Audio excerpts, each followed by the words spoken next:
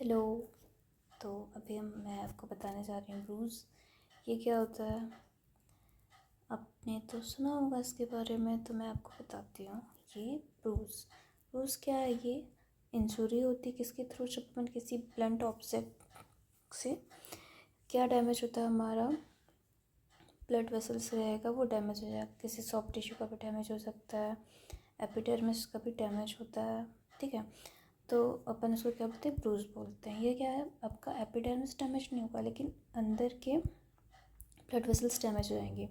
तो blood vessels जो damage होते हैं वो ऊपर ऐसे से आ जाते हैं, जिसके ऊपर से स्किन को जब अपन देखेंगे तो उसमें ब्लूइश कलर, रेडिश कलर का ऊपर से शो होगा, ठीक है। तो इसके जो मेन टाइप रहते हैं वो 3 टाइप के रहेंगे: इंट्राडर्मल, सबक्यूटेनियस और डिले ब्रूज। इंट्राडर्मल क्या रहेगा? ठीक है, ये मेन थे। और जो ये डिले ब्रूज है, इसमें सबसे इम्पोर्टेंट क्या है कि ये डिले तुरंत आपको नहीं शो होगा। ये कितने दिन, 1 से 2 दिन के बाद आपको शो होगा, डैमेज के बाद। फिर अपन अदर टाइप में देखते हैं, ट्रैम ट्रैक देखते हैं।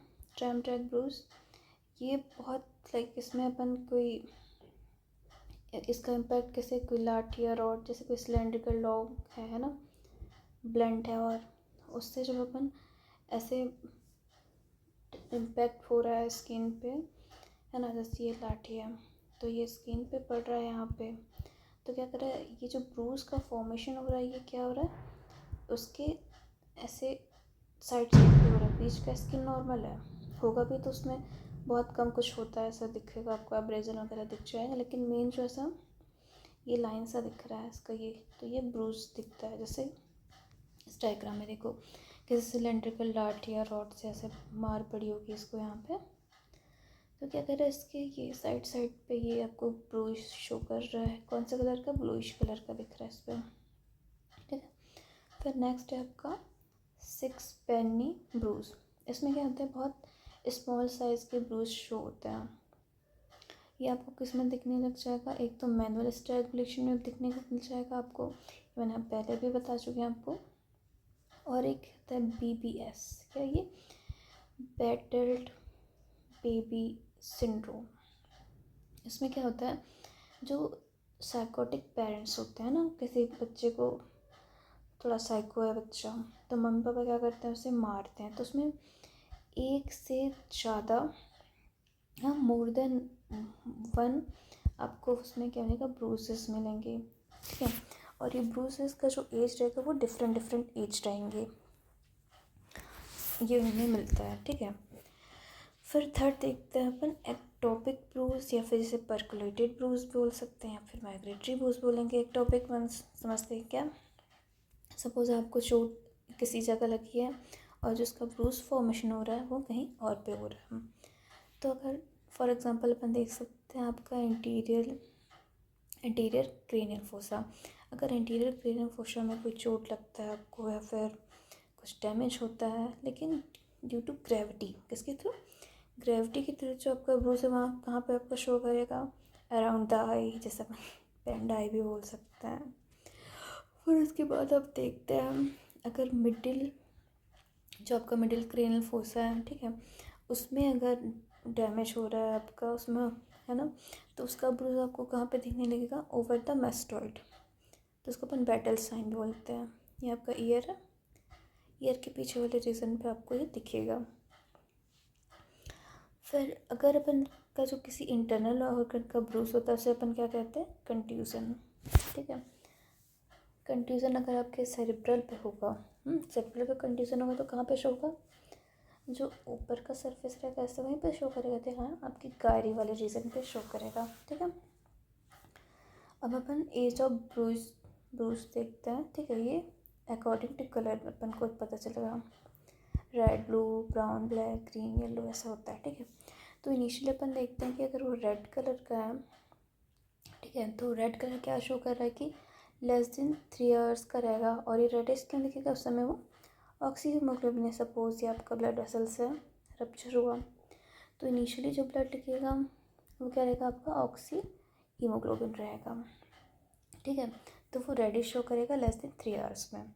फिर सेकंड में क्या हो जा रहा है? ब्लूइश कलर शो करने लगेगा, उसमें क्यों? क्योंकि उसमें डीऑक्सीहीमोग्लोबिन प्रेजेंट रहेगा और ये कितना 3 आवर्स से 3 डे के बीच में शो करेगा। फिर बाद में क्या हो जाएगा, वो ब्राउन हो जाएगा या फिर ब्लूइश ब्लैक टाइप का दिखता है, ठीक है। तो ये ऑन 4th डे दिखेगा और ये किसकी वजह से होता है आपका, हीमोसिस्टिन की वजह से होगा, ठीक है। फिर 5 to 6 डेज में क्या हो जाएगा, आपको ग्रीन कलर में हो जाएगा।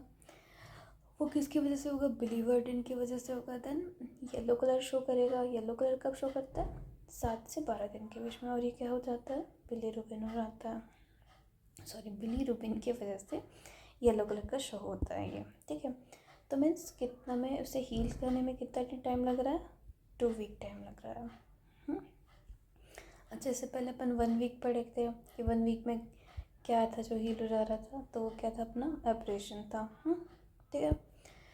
अब लेट्स की अपन देखते हैं कि वो ट्रू ब्रूज है या फिर फॉल्स ब्रूज है। तो जो अपना ट्रू ब्रूज होगा तो अपने को पता है कि ब्लंट इम्पैक्ट की वजह से होगा, लेकिन जो अपना फॉल्स ब्रूज रहता है ये किसकी वजह से होता है, एक एसिडिक जूस होता है किसका, या तो मार्किंग नट रहता है या फिर कैलोट्रोपिस प्लांट, जो जिनका मिल्क सिक्रेशन होता है उनकी वजह से ये फॉल्स ब्रूज का फॉर्मेशन होता है, ठीक है। तो जो ये आपका कंटेंट है, तो कंटेंट क्या होगा, ट्रू ब्रूज है तो क्या हो जाएगा उसका कंटेंट, ऑब्वियस सी बात है ब्लड होगा।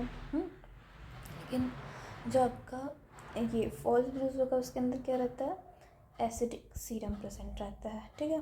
फिर कलर चेंज, ट्रू ब्रूज है तो ऑब्वियस सी बात है कलर चेंज होगा, रेड होगा, ब्लू होगा, ब्लू से ब्लूइश ब्लैक होगा, येलो होगा लास्ट में, तो उसमें ये कलर चेंज आपको ट्रू ब्रूज पे दिखेगा।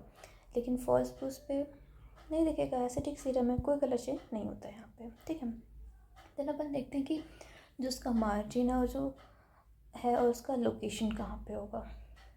तो इसमें जो लोकेशन होगा वो क्या हो जाएगा, अनडिफाइंड होगा, कहीं भी हो सकता है भाई। अगर कोई इम्पैक्ट ब्लंट ऑब्जेक्ट का इम्पैक्ट हो रहा है ना, तो सपोज जाहिर सी बात है कोई और मार रहा है या फिर बाय एक्सीडेंट ऐसा हो रहा है, तो वो उसका मार्जिन क्या होगा, अनडिफाइन होगा, और लोकेशन कहीं भी हो सकता है भाई, ठीक है।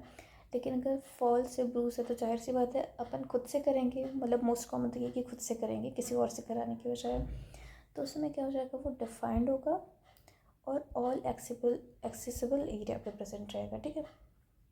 फिर अपन देखते हैं कि ईचिंग तो नहीं हो रहा है, तो जो ट्रू वाला रहता है उस पर तो ईचिंग नहीं होता है, लेकिन ये यहाँ पे हम एक कैलोट्रोपिस प्लांट वगैरह ये सब कर रहे हैं तो इसमें प्रेजेंट रहता है।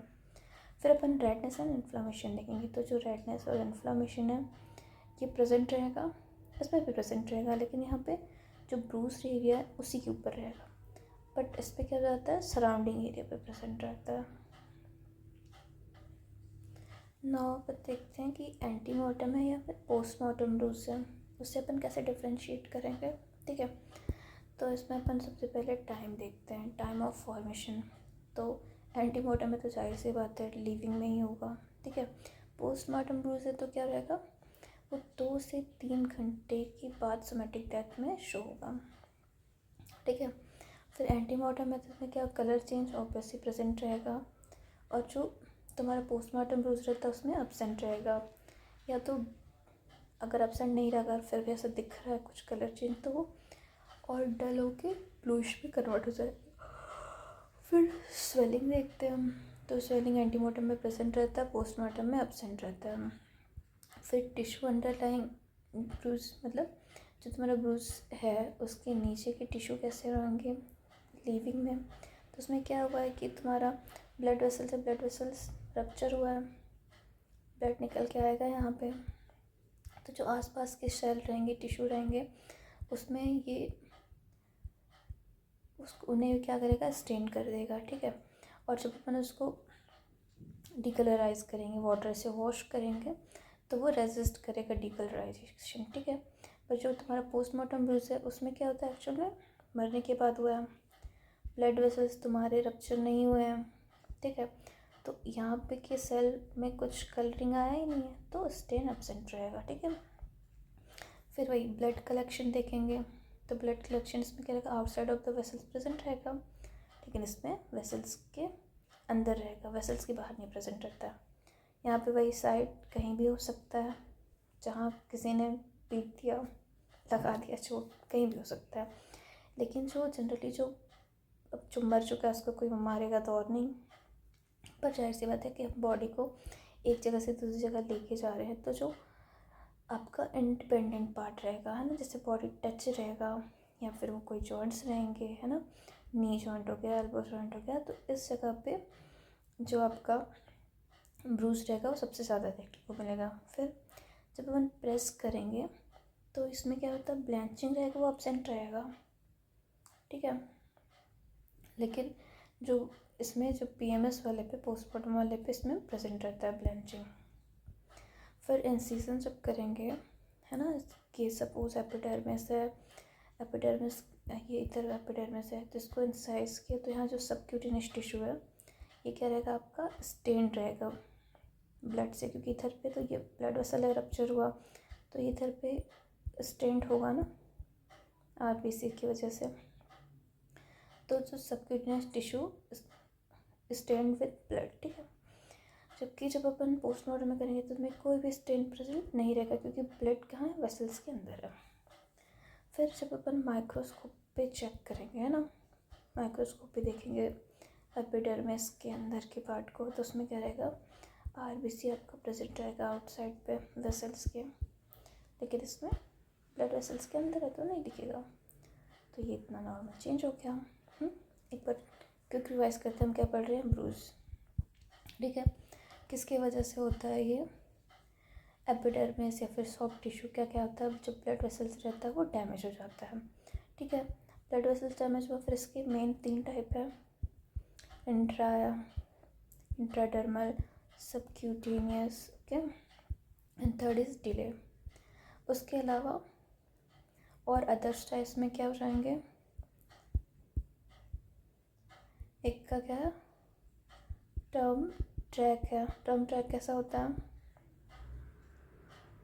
और अरे एक सेकेंड यहाँ से देख लेते हैं।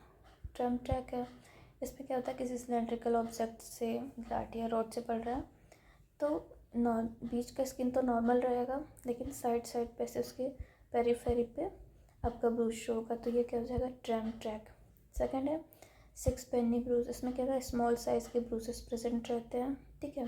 ये अपने को कहाँ मिलेगा, मैनुअल स्ट्रैंगुलेशन में। ये आदमी है, उसके गले पे से बहुत सारा ऐसा डॉट डॉट डॉट सा बन रहेगा, तो ये मैनुअल स्ट्रैंगुलेशन 6 पेनी ब्रूज मिलेगा।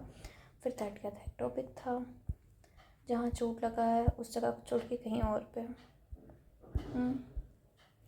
फिर इंटरनल ऑर्गन को होगा तो कंट्यूजन बोलेंगे। फिर एज देख लीजिएगा एक बार, ठीक है।